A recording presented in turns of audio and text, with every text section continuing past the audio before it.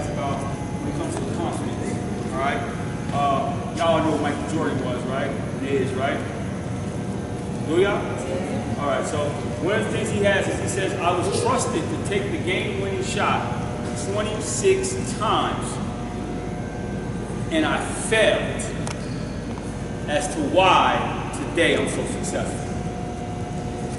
Y'all got that? Yeah. He was trusted to take the game-winning shot 26 times, and he failed as to why today, or with his game being considered one of the greatest players to ever play, or why he was successful.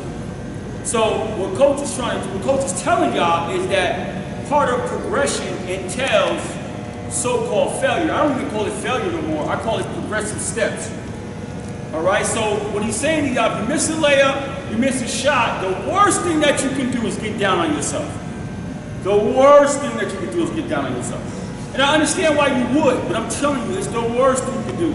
Because confidence, if there's any player, if you ask any player, especially from my generation, if they said to you, who do you think has the most confident, who's the most confident player, they would hands down tell you Michael Jordan was the most confident player possibly to ever play the game of basketball. All right? Not that there were a lot of other confidence, but it takes confidence in this game to be successful. And I'm going to tell you right now, if you put that C word in your vocabulary from this point on in everything that you do, and not the negative thing in your head, you will see your game grow tremendously. So let me ask you a question. In basketball, to be considered highly successful as a perimeter basketball player or a basketball player anywhere on the court, what percentage do you have to usually shoot from the field for them to consider you successful? Anybody can tell me. What's a good percentage for a basketball player shooting from the field? Somebody, come on, y'all, come on, high school students. What's the, say?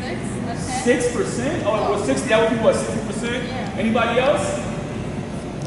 She says 60. Anybody else? What'd you say, Chrissy? 50? Yes. You said 50? Who agree with Chrissy? Raise your hands. No, it's okay. It's okay.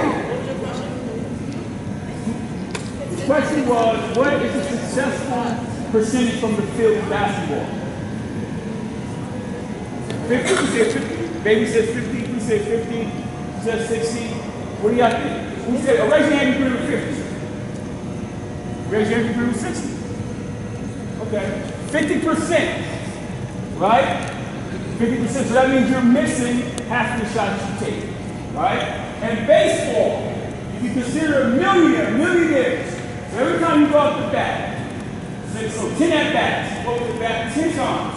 How many times do you think a hitter needs to hit the ball out of those 10 times to be considered successful in the millionaires? 5? That's 50%, right? Anybody else?